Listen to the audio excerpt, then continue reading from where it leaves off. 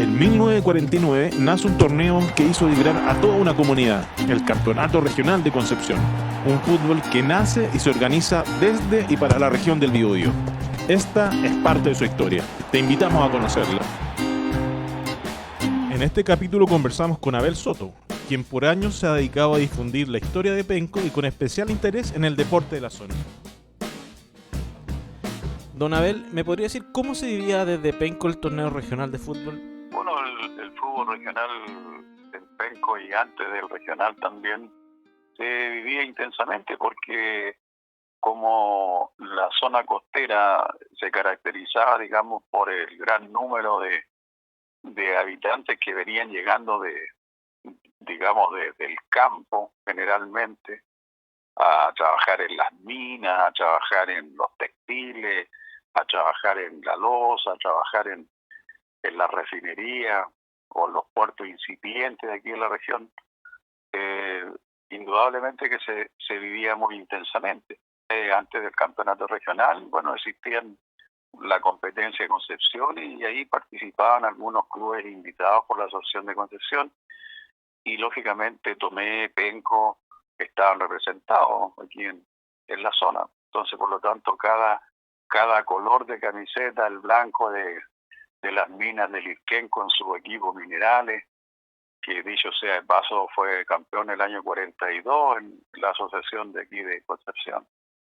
El azul de Vibla, lo que representaba la empresa de vidrios planos, Fanalosa, digamos que como se sabe, antes no fue originalmente esa camiseta blanca al estilo de la Universidad Católica, y Coquimbo tampoco tenía esa camiseta blanca con la B azul, digamos. Así que se vivía intensamente, o sea, los trabajadores se identificaban con sus clubes y eso hacía vibrar a la familia y era una cosa muy bonita. Y de los clubes que existían, ¿a quiénes representaban en esta época industrial de la región? Bueno, tenía varios equipos y que representaban a las industrias textiles. Estaba Serrano, que era de la oveja, Marco Serrano, que era de la oveja Tomé. Estaba CIADE también, que era la fábrica italoamericana de paño, que a lo mejor como la historia, como esto, también tuvo participación ahí la familia de los Díaz, en esa fábrica de italoamericana de paños de Tomé. Y venía después la más grande de la empresa por la cantidad de trabajadores y la producción, que era la Bellavista, y ahí jugaba el equipo que se identificaba con el nombre de uno de sus ejecutivos y dueños, don Carlos Bender.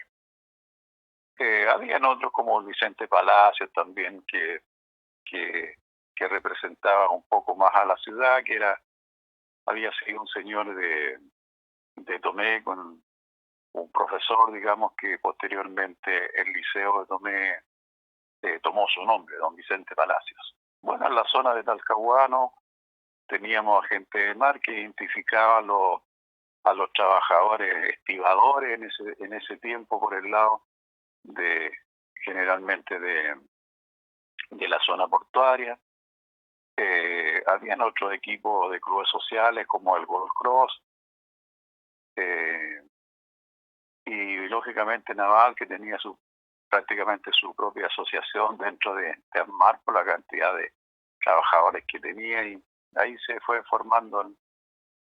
Y lógicamente Huachipato, que con la siderúrgica también, digamos, no estuvo ajeno a esto y también sacaba su equipo. Y en la zona de Concepción, que era prácticamente el crisol de esto para afianzar esta famosa liga regional. Bueno, está el Lord Cochrane, que era un club social, está Arturo Fernández Vial, el Victoria de Chile, Galvarino, Industrial. Así, en este momento, esos son los que me recuerdo. Y por Penco, lógicamente, estaba el Lirquén, el Club de Minerales, que ya lo indicaba, con las minas del Lirquén, Bibla de vidrios planos, Fanalosa por la fábrica de loza, y el Coquimbo de la refinería de azúcar, que siempre se llamó Coquimbo hasta el año 62, 1962, en que fue campeón del ascenso, porque había un ascenso regional también. Y ahí fue campeón de ascenso, que Coquimbo había bajado, digamos, de categoría, y salió campeón el año 62, y para subir a la Serie Honor, que posteriormente el año 1963, curiosamente también fue campeón. Y ahí ya se llamó definitivamente Coquimbo Craft, se le puso el apellido por la industria. ¿Qué partido o jugador tiene en la memoria que haya sido inolvidable? Para mí el más insigne fue el que se jugó en la definición del campeonato, digamos, que jugó Coquimbo Craft contra Deportes Lota. El Lota venía un equipo excelente y que ellos también podían haber sido campeones perfectamente. Pero Coquimbo estaba jugando en su cancha y en el fondo estaba como inspirado. El equipo de Coquimbo del año 1963, dirigido por don Juan Muñiz Vila, que era una persona que la tenía la empresa, digamos, a cargo de todas las actividades deportivas. Él también entrenaba a los equipos de básquetbol, Federico Carvalho, y en el femenino a María del Río. Entonces él, como había salido campeón en el ascenso del regional el año 1972, con esos jóvenes que estaban, que después se mantuvieron en la titularidad, como Roberto Pardo, José Miguel Vera, Inostroza, Danilo Inostroza, el mismo Aravena, que jugó esa final, se fueron afianzando contra otras personas, otros jugadores que trajo don Juan Muñiz, que habían sido un poco desechados, si lo podemos llamar así, principalmente Huachipato. Don Juan Muñiz trajo 3 refuerzos Huachipato que fueron sumamente importantes. Avendaño, que era un bascencho, el puntero derecho, que era Sepúlveda, que había sido justamente, y el otro fue don Mario Vidal, hijo de don Carlos Vidal, el zorro viejo, digamos. Y esas 3 personas fueron sumamente importantes como jugadores, fueron gravitantes, como también trajo otro jugador que ya también está en sus postrimerías, como el Luis Reyes de Fernández Vial. Entonces, que era un creador y un goleador, que si se ven las estadísticas por ahí, Reyes fue uno de los grandes goleadores del campeonato regional de fútbol. Entonces, en ese partido de Lota con Coquimbo, que fue un empate a 1, por Lota estaba Adolfo Nech, que estaba recién iniciándose prácticamente, y estaba Jerez, estaba el mismo Baeza, que posteriormente jugó en Coquimbo y que nos hizo el primer gol, digamos, nos hizo, yo tomando la parte como hincha de Coquimbo y de Penco, hizo el primer gol, y posteriormente le costó a Coquimbo, digamos, buscar el empate. Con el empate Coquimbo era campeón, porque estaba adelante en un punto.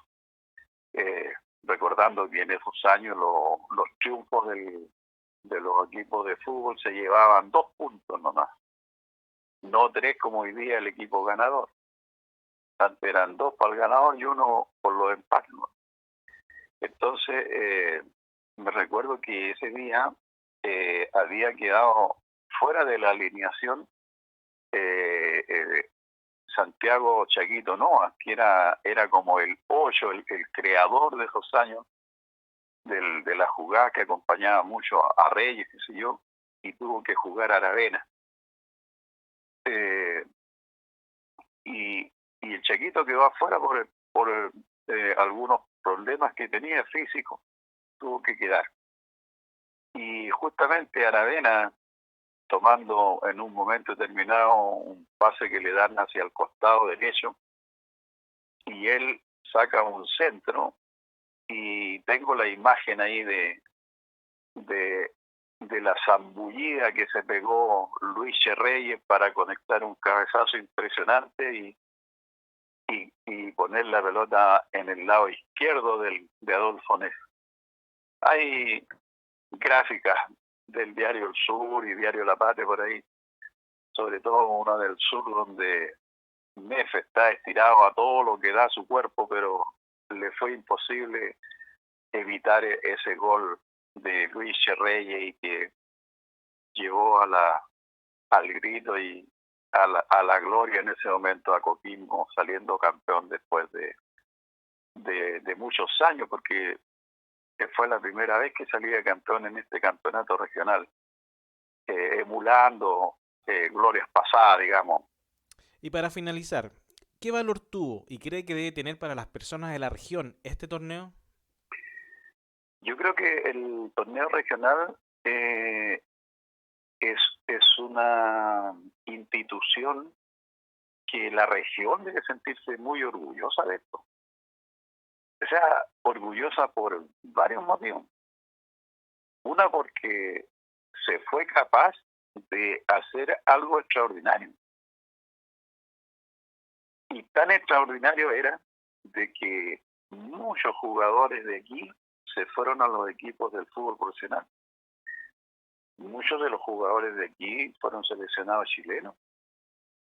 Y en nombre de todos los que pudieron ser seleccionados chilenos, como el mismo Carlos Varela, que le nombré yo, hubieron otros, pero quizás el más insigne y el nombre de él fue don Luis Vera Bendaño. Don Luis Vera, que jugó en Fanalosa en ese 49 cuando lo formó Félix Caballero, que venía acá del Loco Grande de Concepción. Ese señor fue un señor del fútbol. Fue jugador, se fue al ABA, salió campeón con ABA, fue seleccionado chileno, hubo algunos campeonatos sudamericanos que se llamaban antiguamente, y fue capitán de la selección, y fue entrenador. Se dio podríamos llamar así, la satisfacción, para no decir el lujo.